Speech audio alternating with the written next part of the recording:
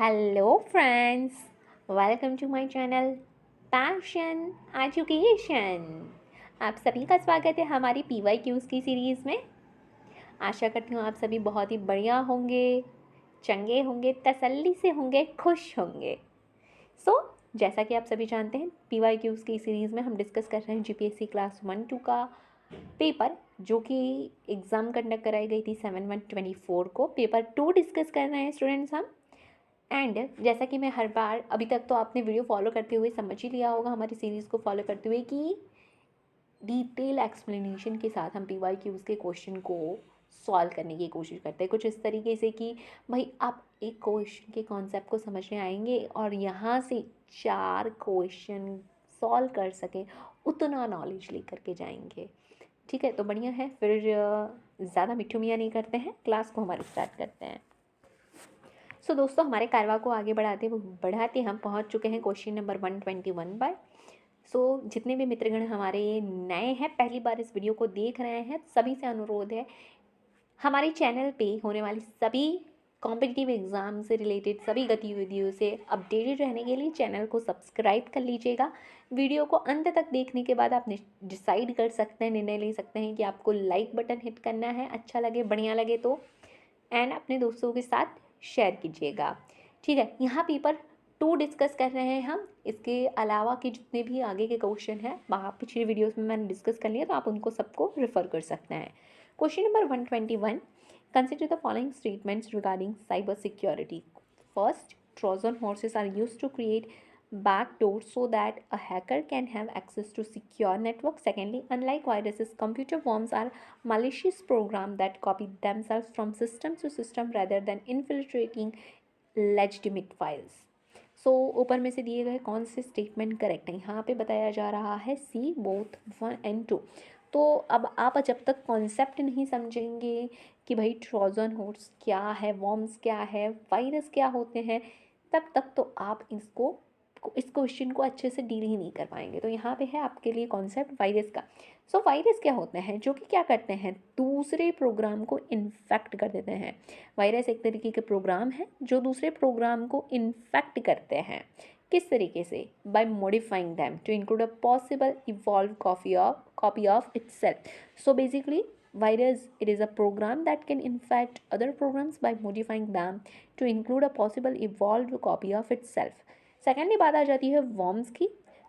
Disseminated through computer networks, unlike viruses, computer worms are malicious programs that copy themselves from system to system rather than infiltrating legitimate files. ठीक है, तो यहाँ पे यही एक फ़र्क निकल के आ जाता है वायरस और वर्म्स के बीच में। ट्रोजन हॉर्स के बारे में अगर देखा जाए तो ये एक तरीके का ऐसा प्रोग्राम है जो कि क्या करता है, आपकी सिक्योरिटी सिस्टम को ही इम्पैक्ट कर देता है, उसके ऊपर ही चोट पहुँचाता है। Trojans are use to create backdoors on a computer belonging to secure network so that hacker can have access to secure network। तो ये एक्चुअली में इसका काम है कि भाई जो ताला है ना उसको तोड़ेंगे, ताकि ये जो हैकर्स है वो दरवाज़ा खोल करके एकदम आराम से उस सिक्योरिटी सिस्टम को तोड़ ताड़ करके हैकिंग वाला अपना काम कर सके। तो ट्रोजन का ये काम है। और ये आप जो लाइन देख रहे हैं वो बिल्कुल आपके क्वेश्चन में दे रखी है, that Trojan horses are use to create a back door so that hacker can have access to secure network. Yes, this is correct. And second statement कह रहा है कि unlike viruses computer worms, unlike का मतलब हो जाता है यानी वायरस की तरह नहीं, मतलब कंप्यूटर वॉर्म्स जो होते हैं वो एक मैलिशियस प्रोग्राम है जो कि अपने आप को सिस्टम से सिस्टम तक क्या कर लेते हैं, कॉपी करते जाते हैं। ठीक है, होएक्स के बारे में बात हो रही है। ये एक तरीके an email that warns the user of certain system that is harming the computer. The message thereafter instruct the user to run a procedure to correct the harming system. When this program is run, it invades the system and deletes an important file। तो मतलब आपको ऐसे warning आती है कि भाई आपका computer सही से नहीं चल रहा है, ये चीज़ क्लिक कीजिए, ये प्रोसीजर फॉलो कीजिए। वो प्रोसीजर आप फॉलो करने जाते हैं, उसके चक्कर में तो ये जो होएक्स है आपकी सिस्टम को इन्वेड कर लेता है और आपकी इंपॉर्टेंट फाइल्स को डिलीट कर दिया जाता है। Spyware, it invades a computer and its name employs monitor a user activity without consent. तो स्पाईवेयर का स्पाई, अब ये तो स्पाई से ही, स्पाईवर्ड से ही आपको नाम समझ में आ जा रहा है, काम समझ में आ जा रहा है कि भाई जासूसी वाला काम है। ये सिस्टम में आते हैं और उसके बाद क्या इनका काम है कि भाई नज़र रखी जाए कि एक्टिविटीज़ क्या यूज़र के द्वारा की जा रही है बिना उनके कंसेंट के। उनका कंसेंट तो है ही नहीं यहाँ पे। So spyware are usually forwarded through unsuspecting emails with bona fide email IDs. Spyware continue to infect millions of computers globally.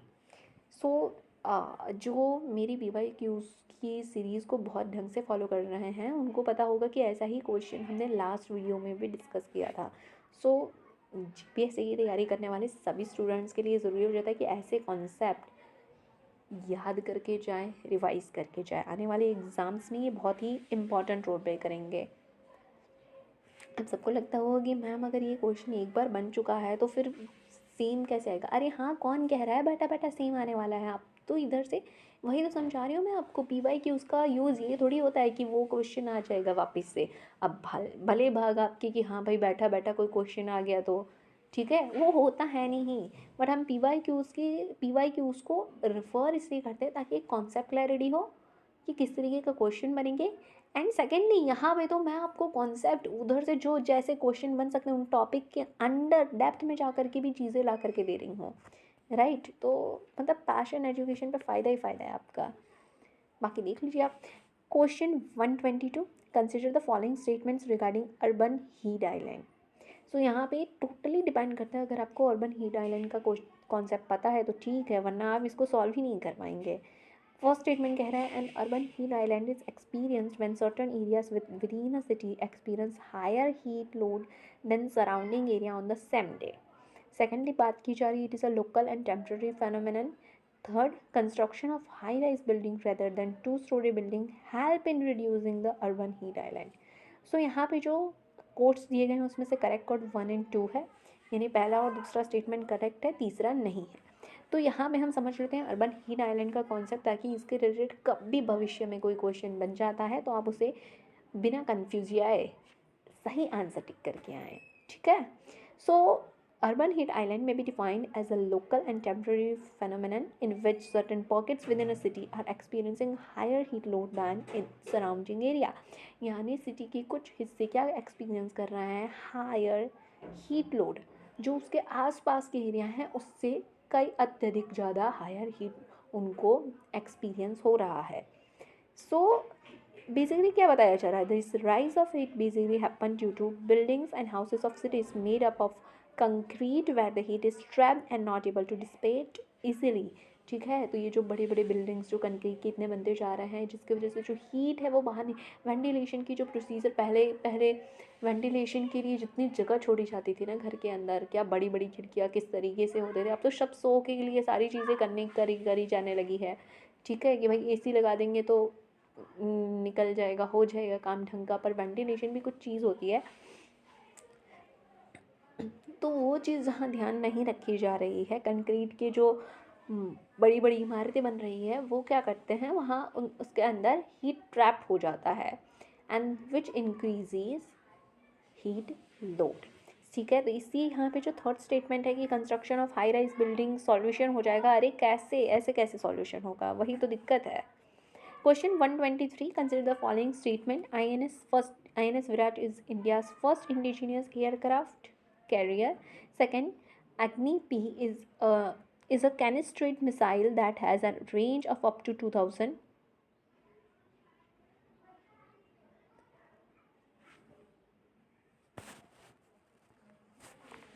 आपका थर्ड स्टेटमेंट है, canisterisation of missiles reduces the time required to launch the missile while improving the storage and ease of handling. ऊपर दिए गए statements में से D, that is 1, 2 and 3, तीनों ही दिन correct हो जाते हैं। हम बढ़ रहे हैं दूसरे question, that is question number 124, consider the following statement regarding India innovation index 2022। देखिए स्टूडेंट, यहाँ पे ये जो चीज़ें थी बड़ी ही फैक्चुअल चीज़ें थी डिफेंस के रिलेटेड, एंड यहाँ पे एक कॉन्सेप्ट समझाया गया है जो कि उतना ज़्यादा यूजुअली डिस्कशन में नहीं रहता है, जो थर्ड स्टेटमेंट के रिलेटेड था, तो इससे मैंने उसके ऊपर ज़्यादा फोकस करते हुए नहीं लिया है उसको उतना डेप्थ में। आप चाहेंगे तो उसे मैं अलग से समझा दूँगी। Question number 124, consider the following statement regarding India Innovation Index 2022. First, India Innovation Index was released by Ministry of Statistics and Program Implementation. Secondly, it determines innovation capacities at subnational level. Third, at present, India is among top 25 nation in Global Innovation Index. Which of following statements are correct? So यहाँ पे B बताया जा रहा है, second only. ठीक है, तो अब इंडिया इनोवेशन इंडेक्स के बारे में हम जान लेते हैं. सो ये बेसिकली एक कॉम्प्रिहेंसिव टूल है जहाँ पे क्या किया जाता है, for the evolution and development of countries innovation ecosystem. It rank state और यूनियन टेरिटरीज को रैंक दिया जाता है उनकी इनोवेशन परफॉर्मेंस में, जिससे कि उनके बीच में एक हेल्दी कंपटीशन का माहौल बने और सभी स्टेट और यूनियन टेरिटरीज इनोवेटिव इकोसिस्टम अपने स्टेट्स के अंदर और भी ज़्यादा लेकर के और भी ज़्यादा उस चीज़ को बढ़ोतरी दे. सो यहाँ पे इंस्टीट्यूशन कौन से इन्वॉल्व है, तो नीति आयोग है with the institute for competitiveness की बात की जा रही है. तो यानी आपका जो फर्स्ट स्टेटमेंट था ministry of statistics and programme implementation, वो रॉन्ग हो जाता है. 7 पिलर बताए जा रहे हैं, 5 इनेबलर पिलर कहे जाते हैं that measures the inputs and 2 performance pillar that measures the output. अब इसी के साथ बात कर लेते हैं हम हमारे ग्लोबल इनोवेशन इंडेक्स के बारे में. स्टूडेंट, जो ग्लोबल इनोवेशन इंडेक्स है ना, उसको पब्लिश किया जाता है विपो, that is world intellectual property organisation के द्वारा, and act as valuable benchmarking tool for policy maker, business leader and other stake holder. अगर इंडिया के रैंक के बारे में बात करें तो दोस्तों 2023 आपका जो पेपर हुआ है, ये जो पेपर 2 हम डिस्कस कर रहे हैं 7/1/24 को हुआ है, तो वहाँ पे डेटा जो कंसिडर किया होगा वो 2023 का किया होगा. बट अब 2024 अब आप आगे तो इसी के डेटा को लेकर के करेंगे जब तक आपके ग्लोबल इनोवेशन इंडेक्स 2025 का नहीं आता, आपके एग्ज़ाम आगे नहीं आती. तो अभी मुझे लगता है 2024 को डेटा भी आपको चाहिए होगा, तो इससे मैंने उन दोनों को ही यहाँ पे रख लिया है. सो 2024 के हिसाब से देखें तो इंडिया ने 133 इकोनॉमिक्स में से, जो ग्लोबल इकोनॉमीज़ हैं, जो हमारी जितनी भी कंट्रीज़ हैं, उनमें से 39th पोजीशन सिक्योर की है. और अगर 2023 में देखा जाए तो इंडिया की रैंक 40 थी out of 132 economies. So India की रैंक 40 थी और आपका जो स्टेटमेंट है वो टॉप 25 नेशन में, तो इंडिया नहीं आया है टॉप 25 में, ना पिछले साल ना इस साल नहीं आया है. ठीक है, बढ़ते हैं दूसरे क्वेश्चन की तरफ. Question number 125, the main policy goal for the new science technology and innovation policy is. So यहाँ पे स्टेटमेंट्स दिए गए हैं. A, Srishti is the main policy goal to lead path for India. B, to transform this action into vision. C, a dedicated policy research cell is yet to be established. या फिर D, all of the above. So यहाँ पे correct option हो जाता है A, Srishti is the main policy goal to lead path for the India. So आइए हम जान लेते हैं हमारे new science technology and innovation policy के बारे में. सो ये पॉलिसी है 2020 की. It is the collective aspiration to ensure that we get benefit of our national investment in science and technology. एक तरीके की कॉम्प्रिहेंसिव पॉलिसी फ्रेमवर्क है जो कि हमें गाइड करेगी and it would help us to promote investment in science and technology. How it will do that work? By creating a nurturing environment that encourages research and innovation on the part of both individuals and organizations. The new science and technology and innovation policy seeks to achieve significant improvement through short, medium and long-term mission mode initiative. So अलग अलग तरीके से अगर आप website पे भी जाके check करेंगे तो अलग अलग टर्म पे अलग अलग इनिशिएटिव लिए गए हैं. कुछ इनिशिएटिव मिड टर्म के हैं, कुछ लॉन्ग टर्म के हैं.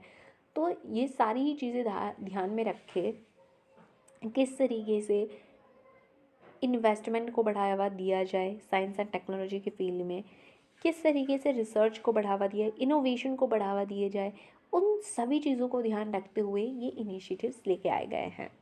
Question number 126, from the statements mention below which statement is not correct. A, the Maharashtra Association for Cultivation of Science Research Institute was founded in 1964. B, it was renamed in 1992 as Agrakar Research Institute. C, the current research activities focus on animal science, microbial science and plant science. D, the ARI is also main research center under Indian Council of Agriculture Research for wheat breeding, soybean breeding and grape breeding. सो यहाँ पे से पूछा गया है कौन सा statement correct नहीं है. मित्रों ध्यान रखिएगा, जब भी आप क्वेश्चन करते हैं ना तो खुशी खुशी होकर के अरे वाह ये क्वेश्चन तो मुझे आता है, और पढ़ते ही नहीं है कि वहाँ पे नॉट लिखा हुआ है ना. सो यहाँ पे नॉट को ध्यान रखिए और यहाँ पे करेक्ट आपका ऑप्शन हो जाता है ए, यानी यहाँ पे जो फाउंडिंग ईयर दिया है उसमें कुछ गलती है। सो देख लेते हैं हम। अग्रकार रिसर्च इंस्टीट्यूट के बारे में बात करते हैं। ये एक तरीके का ऑटोनोमस इंस्टीट्यूशन है जो कि department of science and technology के अंदर आता है। ऑटोनोमस इंस्टीट्यूशन यानी जो खुद से अपने रूल्स एंड रेगुलेशन को डिफाइन करता हो। इसको इस्टेब्लिश किया गया था 1946 में Maharashtra association for cultivation of science के नाम से, and it was registered under society registration act 19 sorry my bad Society Registration Act 1860. Later, as the research activity started expanding, MACS Research Institution was given a separate identity, और ये separate identity थी ARI के नाम से, that is अग्रकार research institute के नाम से, that was renamed. So ये जो MACS है उसको रीनेम किया गया था ARI के तौर पे in 1992 to honor its founder director late Professor SP Agrakar. Currently, it works over the research and development activities of ARI span across all area of life science, spread over 6 different themes: biodiversity and paleobiology, bioenergy, bioprospecting, developmental biology, genetics and plant breeding, and nanobioscience. Question number 127 के बारे में बात कर लेते हैं. So we are required to evaluate this given statement. Firstly, National Innovation Foundation India (NIF) is an autonomous body of Department of Science and Technology, Government of India, and NIF become an autonomous body of Department of Science and Technology, Government of India in the year 2010. Second statement states that NIF's mission is to help India become a creative and knowledge-based society by expanding policy and institutional space for grassroots technological innovators. Third statement, NIF also organizes Ignite, an annual national competition to harness creative and innovative spirit of school children. Fourth, NIF has been able to built up a database of more than 2 lakh technological ideas, innovation and traditional knowledge practices. Micro Venture Innovation Fund, set up at NIF with the support of SIDBI, has provided risk capital of 193 projects which are at different stages of incubation. जब ऐसे बड़े बड़े statement वाले question देते हैं ना, I know students देख के पहले तो ऐसे क्वेश्चन को करना नहीं चाहते, हड़बड़ा जाते, इतना बड़ा बड़ा है. बट बच्चों यहाँ पे जब जितनी ही बड़े बड़े स्टेटमेंट वाले क्वेश्चन होते हैं वो उतनी ही ज़्यादा आसान भी होते हैं. कौन सा सिलेक्ट करना है कोड? D1, 2, 3 and 4. अब मैंने कहा कि ऐसे क्वेश्चन आसान भी होते हैं, बट ध्यान में रखिएगा कि क्वेश्चन के अंदर जो स्टेटमेंट्स दिए हैं उनका कंटेंट क्या है.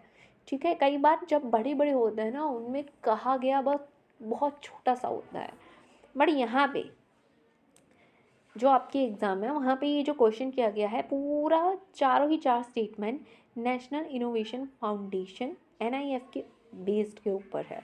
ठीक है, तो जिन्होंने इसको बहुत ही डेप्थ में पढ़ा होगा, इसके इनिशिएटिव कौन से हैं, वो ही इसका आंसर सही से कर पाएंगे. एंड वेरी श्योरली हर किसी को इसका आंसर पता हो ये ज़रूरी नहीं है. हर किसी को हर चीज़ों के बारे में पता हो ये भी ज़रूरी नहीं है. तो एग्ज़ाम में अगर कोई क्वेश्चन नहीं आ रहा है ना तो अपनी ईगो पे मत ले लीजिए. ठीक है, ये ऐसा क्वेश्चन है जो आपको छोड़ना होगा अगर आपको डेप्थ में नहीं आ रहा है. यहाँ पे हमने आगे भी एक क्वेश्चन देखा ये इस तरीके का. अगर आप इसको डेप्थ में पढ़ के नहीं गए तो आप कुछ नहीं कर सकते. यहाँ पे आप कुछ तुक्का भी नहीं लगा सकते हैं दोस्तों. ठीक है, तो ऐसे क्वेश्चन में अपना टाइम वेस्ट नहीं करना है, उसे फटाफट से छोड़ करके आगे निकल जाना है. कुछ बच्चे इसको सर्कल करके रख देते, इधर भी दिमाग लगाएंगे टाइम बचेगा. अरे कैसे? इससे तो बेहतर है जो अगर आपके कुछ दूसरे क्वेश्चंस बन जाते हैं, इकोनॉमिक्स के क्वेश्चन बन जाते हैं, आपका कॉन्सेप्ट क्लियर है तो वहाँ टाइम दे दीजिए. ठीक है, हालांकि पेपर 2 के अंदर इकोनॉमिक्स सब्जेक्ट नहीं आता है, जियोग्राफी आता है. ठीक है दोस्तों, तो इन चीज़ों को ध्यान में रखिएगा. यही फ़ायदा होता है अगर आप PYQ सॉल्व करके जाते हो तो आपको पता होता है कि अरे ऐसे क्वेश्चन तो आ सकते हैं, हमें थोड़ा संभल के रहना है. चलिए बात कर लेते हैं नेशनल इनोवेशन फाउंडेशन के बारे में. So it is an basically an autonomous body of department of science and technology, government of India. It was set up in February 2000 at Ahmedabad, Gujarat. So it aims to provide institutional support for scouting, spawning, sustaining and scaling up the grassroots innovation across the country. It offers grants and funding to help entrepreneurs start and grow their business, and it also provides support and resources to help people turn their ideas into reality. So, additional National Innovation Foundation hosts events and workshops throughout the year to help connect entrepreneurs and promote innovation in India. The National Innovation Foundation also offers a wide range of products and services to help entrepreneurs succeed. This include incubation services, mentorship program, and access to funding and resources. So, the vision and aim of National Innovation Foundation is clear to you all. It aims to give a push to entrepreneur, their ideas, and to support in whatever manner. And यहाँ हमने देख लिया कि किस तरीके से they try to offer various products and services to help entrepreneur to grow. And the services include incubation service, mentorship program. They help various workshops across the year. Fine, moving toward another question, that is question number 128. From the following, which pair is not correct? So here you are provided with autonomous body and the place where they are located. A. Aries, it is located in Nainital. B. ARCI, located at Hyderabad. Third, C.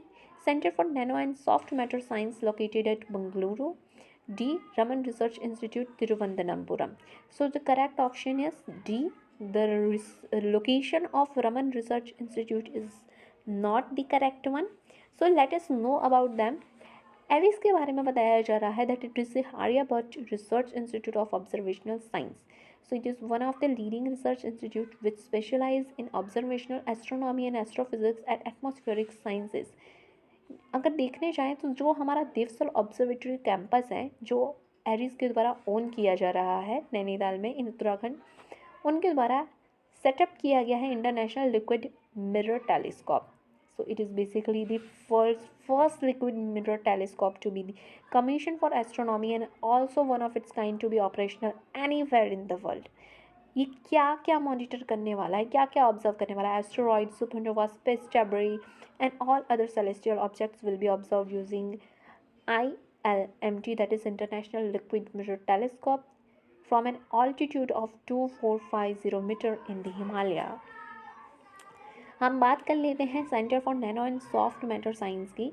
So it is also autonomous research institute under department of science and technology, government of India. So, Department of Science and Technology basically provides core support to center in a form of granting aid for conducting basic and applied research in nano and soft matter science. इस centre को establish किया गया था 1991 में by an eminent liquid crystal scientist that is professor S Chandrashekhar.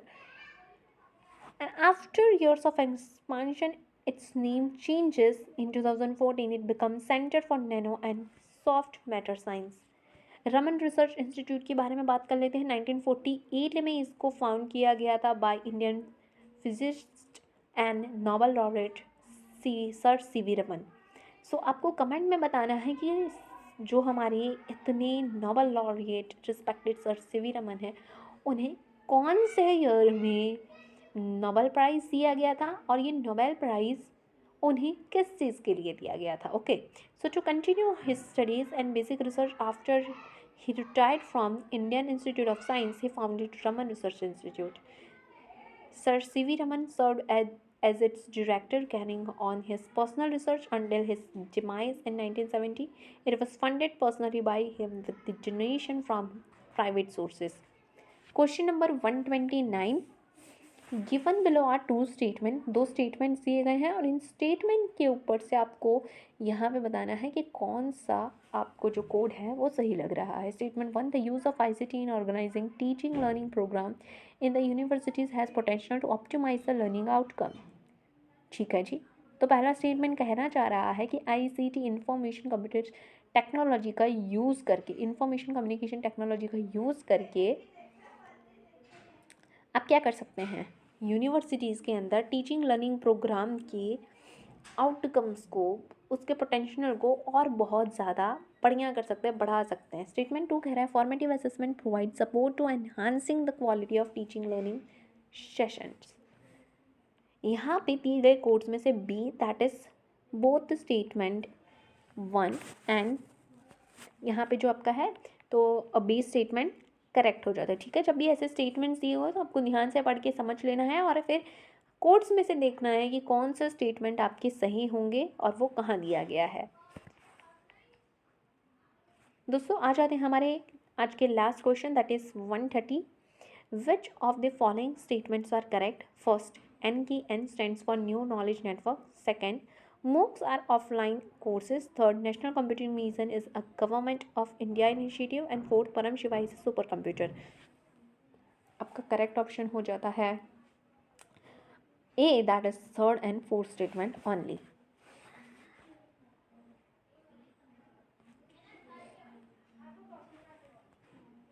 यहाँ पे ये जो न्यू लिखा गया ना फर्स्ट स्टेटमेंट में एन के एन, उसकी जगह पे नेशनल नॉलेज नेटवर्क होना चाहिए. देखिए बड़ा छोटा सा इन्होंने किया है चेंजेस. ध्यान से पढ़ने पे पता चल जाएगा कि भाई नेशनल नॉलेज नेटवर्क आना चाहिए. MOOCs ऑफलाइन नहीं ऑनलाइन कोर्सेज हैं. ठीक है दोस्तों. सो यहाँ से स्टार्ट किया. Indian institute of science Bengaluru install super computer Param Pravega. It has a super computing capacity of 3.3 petaflops. तो यहाँ पे परम प्रवेगा के बारे में बात की जा रही है. भले ही हमारे क्वेश्चन में परम शिवाई का नाम लिया गया हो, बट अभी ये न्यूज़ में रहा है परम प्रवेगा. तो इससे आपको ये भी पता चल जाता है कि परम प्रवेगा भी सुपर कंप्यूटर है. इसको इंस्टॉल किया गया था नेशनल सुपर कंप्यूटिंग मिशन के तहत. तो हम नेशनल सुपर कंप्यूटिंग मिशन को भी अभी डिस्कस करेंगे. सुपर कंप्यूटर होता क्या है? तो सुपर कंप्यूटर एक ऐसा कंप्यूटर होता है जो कि परफॉर्म करता है अपनी एक्टिविटी को हाईएस्ट ऑपरेशनल रेट पर. ठीक है, यानी जितना आपका नॉर्मल कंप्यूटर एक क्वेश्चन को सॉल्व करने के लिए टाइम लेगा, उससे काफ़ी कम टाइम में सुपर कंप्यूटर सॉल्व करके कॉम्प्लेक्स से कॉम्प्लिकेटेड क्वेश्चन बड़ी ही स्पीडली वो सॉल्व करके दे देगा. जनरली पेटाफ्लॉप ही एक ऐसा यूनिट है जिसमें सुपर कंप्यूटर की प्रोसेसिंग स्पीड को मेज़र किया जाता है. दोस्तों याद रखिएगा, petaflop is a measure of super computers processing speed and can be expressed as 1000 trillion floating point operation per second. ये जो आप FLOP देख रहे हैं ना, तो उसका फुल फॉर्म ये आ जाता है floating point operation per second. FLOPS, that is floating point operation per second, are typically used to measure the performance of computer's processor. Do remember this. सबसे पहले तो यहाँ सुपर कंप्यूटर की डेफिनेशन दी गई है, किसे कहते हैं, उन किस तरीके से मेजर किया जाता है और क्या है वो. ठीक है, ये एक बहुत ही उभरती हुई टेक्नोलॉजी है. बहुत काम चल रहा है, हर देश इस पे काम कर रहे हैं. क्वेश्चंस आना लाजमी है, तो इसको ध्यान में रखिएगा. सो इंडिया के पहले सुपर कंप्यूटर के बारे में बात करें दोस्तों, तो याद रखिएगा परम 8000 है. परम शिवाय the first super computer assemble indigenously. तो यहाँ पे परम 8000 पहला सुपर कंप्यूटर बिल्कुल है, बट भारत देश में पहला जो इंडिजिनी असेंबल किया हो वैसा परम शिवाय है. It was installed in IIT BHU, followed by परम शक्ति, परम ब्रह्म, परम युक्ति, परम संगणक एट IIT खड़गपुर. एंड इसी तरीके से अलग अलग जहाँ लोकेशन पे उनको रखा गया है वो जगह बता दी गई है. In 2020 Param Siddhi the high performance computing artificial intelligence supercomputer achieved global ranking of 62nd in top 500 most powerful supercomputer system in the world. सो दोस्तों यहाँ पे बात कर ली है मैंने नेशनल सुपर कंप्यूटिंग मिशन के बारे में. 2015 में इस मिशन को लॉन्च किया गया था. किस हेतु के साथ? To enhance research capacity and capabilities in the country by connecting them to form a super computing grid, जिसे नेशनल नॉलेज नेटवर्क बताया जा रहा है. So the National Knowledge Network project is aimed at establishing a strong and robust Indian network which will be capable of providing secure and reliable connectivity. It supports the government's vision of Digital India and Make in India initiative. इस mission को jointly steer किया जाता है department of science and technology and ministry of electronics and information technology के द्वारा. अगर हम nodal agency बात कर लें तो इसको इम्प्लीमेंट किया जा रहा है CDAC, that is centre for development of advance computing. So दोस्तों इसी के साथ हमारा आज का सेशन यहीं पे कंप्लीट होता है. आशा करती हूँ इन 10 क्वेश्चन में आपको बहुत ही सारी चीज़ें जानने को मिली होगी. कोई भी क्वेरी रह जाती, कोई भी डाउट रह जाता है तो आप कमेंट करके ज़रूर से बताइएगा. वीडियो को देखने के बाद मज़ा आया हो, अच्छा लगा हो, जानने को मिला हो तो लाइक बटन हिट करना ना भूलें. चैनल को सब्सक्राइब करिएगा, अपने दोस्तों के साथ शेयर कीजिएगा. आशा करती हूँ आपका आज का दिन बहुत ही मज़ेदार हो, बहुत ही शुभ जाए, बहुत ही एंजॉयबल हो. ऐसे ही पढ़ते रहिए और मस्त रहिए. Thank you.